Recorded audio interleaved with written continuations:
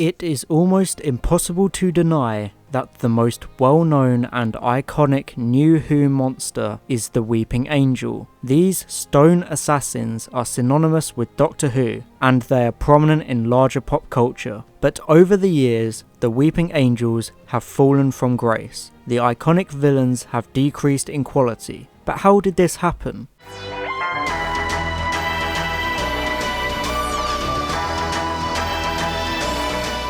In the first two series of the revived era of Doctor Who, writer Stephen Moffat had cemented himself as an immensely talented writer, penning the popular Series 1 two-parter The Empty Child and the Series 2 episode The Girl in the Fireplace. With these huge successes, showrunner Russell T Davies was determined to bring Moffat back for the 2007 Series 3. After outside commitments forced Moffat to turn down 3 stories for the series, Moffat eventually offered to write the now customary Character Light episode of that series. The story that followed was the hugely popular and beloved masterpiece that is Blink. Blink is most certainly a phenomenal episode of Doctor Who. It is a masterfully crafted short horror film with great tension and an unsettling story. But the main focus of the episode and its praise is the inventive antagonist that is the group of Weeping Angels. The episode stresses that the Weeping Angels are a mysterious race of assassins who are only able to move when unobserved, and that they kill people by sending them back in time and feeding on their potential energy.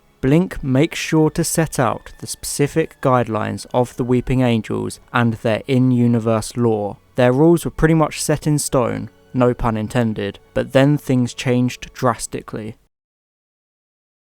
In 2010, Stephen Moffat officially took over as Doctor Who showrunner. For his first series in charge, Moffat wanted to shift the focus away from old monsters. Despite this goal, Moffat was keen to bring back his own popular creation, the Weeping Angels. Under any circumstances, this would always have been a risky move to make due to the acclaim of Blink. It is generally accepted that sequels often fail to match the quality of their predecessors. Aware of this, Moffat looked to Ridley Scott's Alien movies for inspiration. Both the 1979 film Alien and its 1986 sequel Aliens are widely known, beloved and acclaimed sci-fi films. Unlike most sequels which try to replicate their predecessors, Aliens is a complete shift in narrative and tone compared to the original Alien. It does not try to be Alien 2, it instead has a new, different spin on it. This was one of the core factors in the remarkable success of Aliens. Game over, man! It's game over!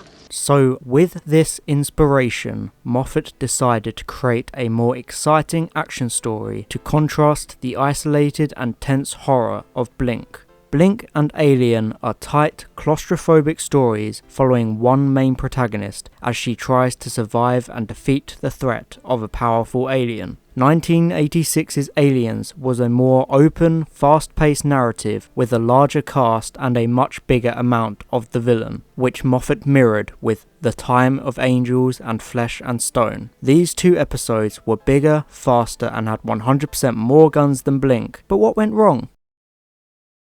Everything. Everything is wrong with these two episodes. They are pathetic. I mean, I have been to Alphavum Atraxis, and there was no crushed Byzantium or Maze of the Dead or anything. Unforgivable.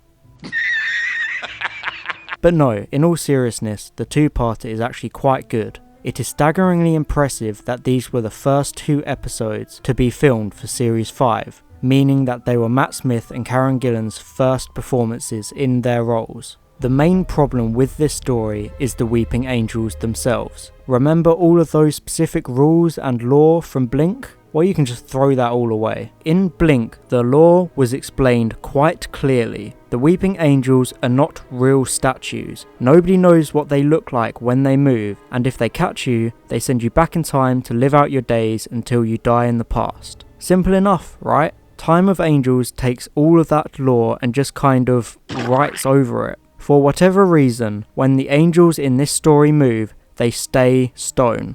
This is a significant misstep by Moffat because it was already established that they are only stone statues when observed. A huge part of the appeal of the Weeping Angels is the mystery of what they could possibly look like when unobserved. It is an effect very similar to the Midnight Entity from Series 4 and Mimikyu from Pokemon. The best aspect is not knowing what these things really are. They force the audience to use their imagination and conjure up hundreds of possibilities. Fans naturally itch to find out the truth and solve the mystery, but there is literally no possible answer that could be satisfying enough for everyone. The Weeping Angels should never be shown moving in any way at all. It is imperative that this element of the Weeping Angels stays shrouded in mystery, so attempting to explain the mystery is a grave and damaging mistake by Moffat. The movement of the Weeping Angels was not Moffat's only mistake with this two-parter. One of the other main flaws is the method of the angels killing their prey. Instead of zapping people back into the past, the angels in Series 5 just snap necks. There is nothing to gain by snapping people's necks. This disregards their established lore for no reason at all. The Weeping Angels send people back in time because they feed on the potential energy of the victim. That is their food source and that is how they hunt. They cannot feed by snapping people's necks. All that the neck snapping achieves is the relegation of the Weeping Angels from a hugely creative and innovative monster to just another slasher villain killing for fun. This shift in the characterization of the Weeping Angels puts a huge dent in their original brilliant ingenuity. The episodes attempt to justify the neck snapping through the character of Angel Bob. If you're dead, how can I be talking to you? You're not talking to me, sir. The angel has no voice. It stripped my cerebral cortex from my body and reanimated a version of my consciousness to communicate with you. However, rather than fixing the issue of the neck snapping, the problem is worsened and a new problem is introduced. The Weeping Angels snap Bob's neck in order to speak through him, but this does not justify the deaths of Christian, Angelo and Father Octavian. Using Bob as a mouthpiece is a huge blow to the mystique of the Weeping Angels because we now hear their thoughts, plans and motivations. This is an example of lore erasure, and it is clearly a consequence of Moffat writing himself into a corner, having no way to establish the motivation of the angels within the context of the episode. Even so, this is no excuse for giving a voice to a villain who does not need one. The motivations can be clearly and easily established as the Weeping Angels chasing the protagonists by simply having the Doctor explain this, which they already do. The only casualty of removing the voice of the angels would be the removal of the iconic cliffhanger speech and some other scenes, but the story can easily be rewritten to accommodate these changes and restore the mystery and threat of the Weeping Angels. Steven Moffat did, however, manage to add one new piece of lore to the Weeping Angels that built upon, rather than detract from, the established lore from Blink. After Blink aired, a lot of viewers, including an 8-year-old me, would spend extensive periods of time trying to think of ways to stop the angels or catch them out. One of the most obvious ideas was putting a camera on a Weeping Angel to catch it. Steven Moffat clearly understood this line of thinking because it was directly addressed early in The Time of Angels, with a Weeping Angel being monitored by CCTV. However, Moffat goes a step further and explains exactly why the camera idea doesn't work. The episode explains that every image of a Weeping Angel becomes a separate Weeping Angel. This is such a bizarre and unnecessary choice. Whilst it does make for some interesting visuals and provides an arc for Amy Pond, it seems to directly contravene the established Weeping Angel lore once again. By staring into the eyes of a Weeping Angel, the angel imprints itself into Amy's mind and begins to take her over, because this is apparently what happens when you stare into the eyes of an angel. On the surface, this sounds fine, but it becomes confusing and illogical when you apply this logic to Blink. During Blink, Larry finds himself cornered by an angel and he stares into its eyes. Unlike Amy in Time of Angels, Larry is fine and does not end up with an angel inside his mind. This makes no sense and just works against the lore. Therefore, even adding new lore to the Weeping Angels causes damage to the established lore. Whilst the general narrative and direction of the Series 5 Weeping Angel two-parter plays out much like Aliens, the characterization of the villains ends up stumbling. It could actually be argued that the two-parter actually mirrors Alien Resurrection or Prometheus, in that it seems to overwrite established lore in favour of skewing and rewriting the lore to fit the narrative, rather than fitting the narrative around the lore. Aliens added so much more to the established lore of the Xenomorph, but Time of Angels added nothing to the established lore of the Weeping Angels, only actually taking away from the lore and rewriting it. However, this was not the last Weeping Angel story in Doctor Who. Would their next story right the wrongs of Time of Angels and Flesh and Stone? The short answer to that is no.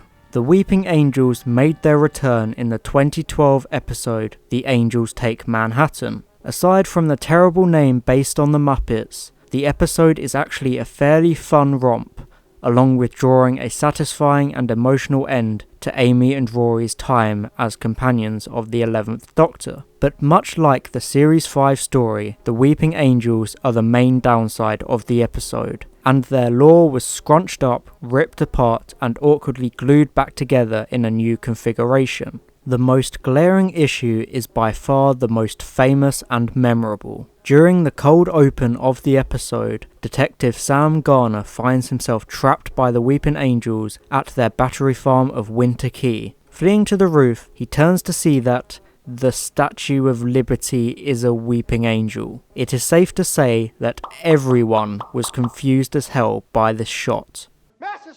It is frankly a logical nightmare. This has always been a focal point of criticism of this particular episode, despite being such a minor part of the episode. The biggest problem with the Statue of Liberty being a weeping angel is its movement. In a city as big and lively as Manhattan, there is literally no way that not one single person would happen to glance up and see Lady Liberty at any one point during its journey from Liberty Island to Winter Key. The chances of the statue making it all the way undetected are near impossible. The Statue of Liberty being a weeping angel is barely even referenced in the episode outside of one line of dialogue. I always wanted to visit the Statue of Liberty.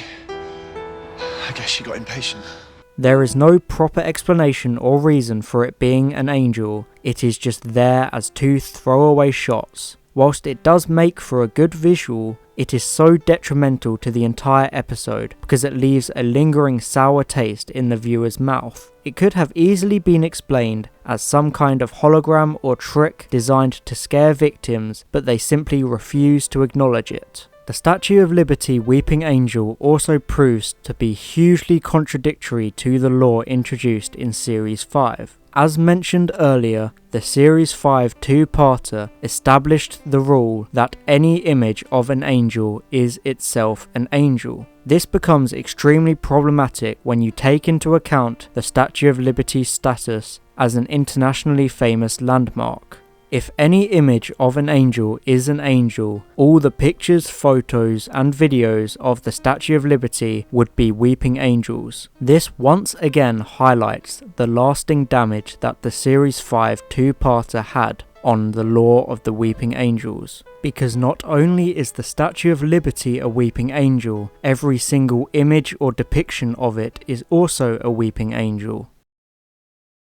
The Series 5 and 7 Weeping Angel episodes have led me to the conclusion that the more the viewer has to think about the logic of the Weeping Angels, the more fallacies and inconsistencies begin to appear. It's all one big fallacy, yo. Much like the Xenomorph, the more we learn about the Weeping Angels, the less impactful they are. Blink is so good because the angels are mysterious and unexplained. Putting more of a spotlight on the Weeping Angels only damages them, which is why their cameos in episodes such as The God Complex and Time of the Doctor are so brilliant. In these two episodes, the Weeping Angels only make short cameos, but they're treated perfectly because they are shown at face value without trying to add any lore or make the viewer think too much. As the main villain, the Weeping Angels flounder and fail due to their law-imposed limits, but as cameos, they are effective and intimidating.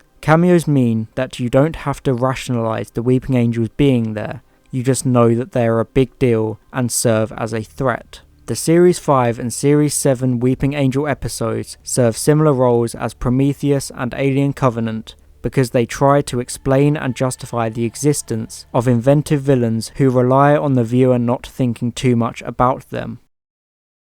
In closing, Stephen Moffat diluted his own creativity by bringing back the Weeping Angels for repeat appearances, because they cannot effectively function as the centerpiece of more than one story. The Weeping Angels are not quite as versatile as other landmark sci-fi villains, like the Xenomorphs and the Daleks. The Weeping Angels are so incredibly inventive and unique that they become a catch-22 of sorts, because they end up being too unique and creative to revisit, much like Moffat's other creation, the Vashta Nerada. Ever since 2007's Blink, the Weeping Angels have slowly become a prime example of why sometimes, just sometimes, mysteries should remain unsolved. Some things you never find out, and that's okay.